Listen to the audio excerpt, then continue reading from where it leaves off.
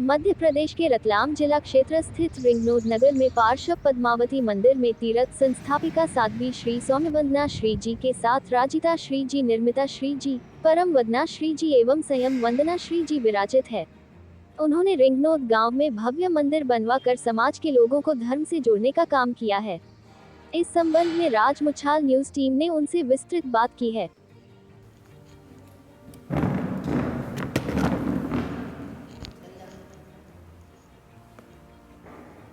आज मध्य प्रदेश के रतलाम जिला क्षेत्र के ग्राम रिंगनोद में राजमुछाल न्यूज़ टीम आई है और यहाँ जो है श्री पद्मावती धाम स्थान पर यहाँ आए हैं और यहाँ जो है जैन समाज के महाराज साहब पधारे हैं।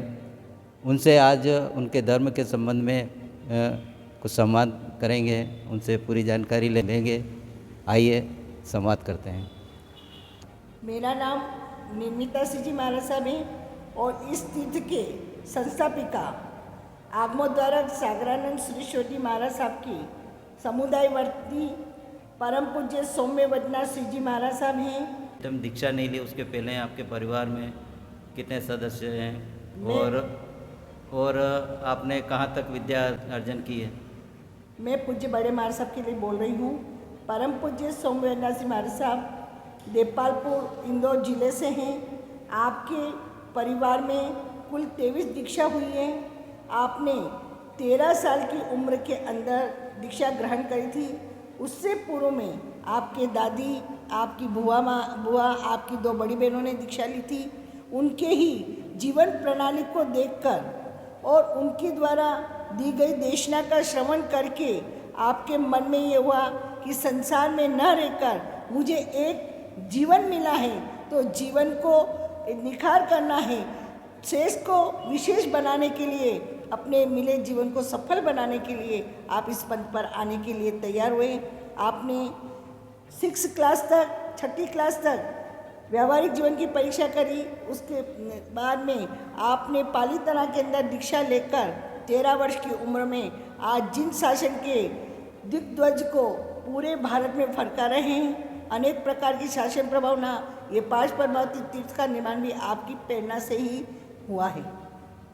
अच्छा, जैसे आप जो है पैदल ही भ्रमण करते हैं, ये इसका क्या कारण है? जीव रक्षा। पैदल भ्रमण करने का मेन कारण ये है कि हम पैर से जैनापूर्वक चलेंगे तो छोटे से छोटे जीवों की रक्षा हम कर सकेंगे और वाहनों द्वारा अगर होएगा तो उसमें अनेक जीव की विराधना है। हमारा मुख्य लक्ष्य 6 काई जीव की विराधना से दूर रहना। अच्छा, ये जो यहाँ पद्मावती धाम की स्थापना, ये स्थापना के लिए रिंगनोद ही क्यों चुना आपने? हमारा 2001 में रिंगनोद में चातुर्मास हुआ था। यहाँ पर प्राचीन कालीन संपत्ति महाराजा के समय की 2200 वर्ष पुरानी नेमिनाथ परमात्मा का जिन बिंब, जिन मंदिर है, उस मंदिर में जब हमने सावन सुदी पंचमी को हमारे नेमिनाथ परमात्मा का जन्म महोत्सव मनाया, उसी दिन अधिष्ठायक देवा द्वारा संकेत मिला कि यहाँ पर एक सुंदर तीर्थ का निर्माण किया जाए और पूज्य सौम्यवंदना श्री महाराज साहब 5 पद्मावती की बहुत आराधिका है। आपको साक्षात्कार है माँ का और इसी तारतम्य को देखकर अधिष्ठायक देवों के जागृति से ये तीर्थ का यहाँ निर्माण हुआ है। आपके अभी तक कार्यकाल में कितनी साध्वियाँ सम्मिलित हुई हैं? हमारे पूज्य, ऐसे तो हम परम पूज्य हेमेंद्र सिंह जी महाराज साहब सौम्यशा सिंह महाराज साहब के शिष्य प्रणाली में हैं। सौम्यवंदना महाराज साहब हम सब, उनमें हम 40 हैं और अभी सौम्यवंदना सिंह जी महाराज साहब की 3 शिष्या हैं और 1 प्रशिष्या है। अच्छा, अभी जैन समाज में जो बालिकाएं हैं उनको विशेष तौर पर आप क्या संदेश देना चाहेंगे? हम यही संदेश देना चाहेंगे कि आपने अपने कुल में, जिस कुल में जन्म लिया है, आप अपनी जिस माता की गोद में आप 25 साल तक रहे हो, उन माता पिता का नाम रोशन करें, न कि अपने आचरण, अपने इधर उधर पढ़ाई लिखाई में जाकर अपने कुल का आप नाम मिटाए नहीं। अपने जीवन में उच्च शिक्षा को प्राप्त करके, माता पिता की आज्ञा अनुसार जीवन व्यतीत करके और धर्म को भी आगे बढ़ाने में आप शिक्षा प्रणाली को महत्वपूर्ण स्थान दें। अभी तक आपकी जो तपस्याएं रही हैं उसमें जैन समाज में क्या विशेषता रही, बढ़ोतरी हुई, क्या हुआ, आपको क्या अनुभव हुआ? परमात्मा महावीर के निर्वाण को 2550-51वां वर्ष चल रहा है। उसमें 2500 वर्ष तक तो धर्म में अनेक उथल पुथल, परमात्मा स्वयं ही भाग गए थे कि ऐसा होएगा, लेकिन पिछले इन 25 सालों के अंदर धर्म की विशेष जागृति हुई है। अनेक प्रकार के तप वगैरह चल रहे हैं। परमात्मा वर्षी तपे, उपध्यान तपे, सिद्धि तपे, मासिक क्षमने, अनेक मुमुक्षु दीक्षा ले रहे हैं। करोड़ों की संपत्ति उच्च प्रणाली पर भी जाकर जिनके मन में होता है कि सच्चा सुख आत्म कल्याण का है, संसार के सुख निरर्थक है। जिस प्रकार सोने मिट्टी में ही रहता है लेकिन चट्टान पर और अग्नि में तप कर निखार लाता है, ऐसे आत्मा को तप द्वारा, साधना आराधना द्वारा ही तपा कर मैंने इस जीवन को सफल बनाना है। अभी जैन धर्म में जैसे जो सिद्धांत है, प्रवचन आप देते हो, और उस पर जो है कई जैन लोग जो है वो धर्म का पालन नहीं कर पा रहे हैं, तो उनके लिए आप क्या संदेश देना चाहेंगे?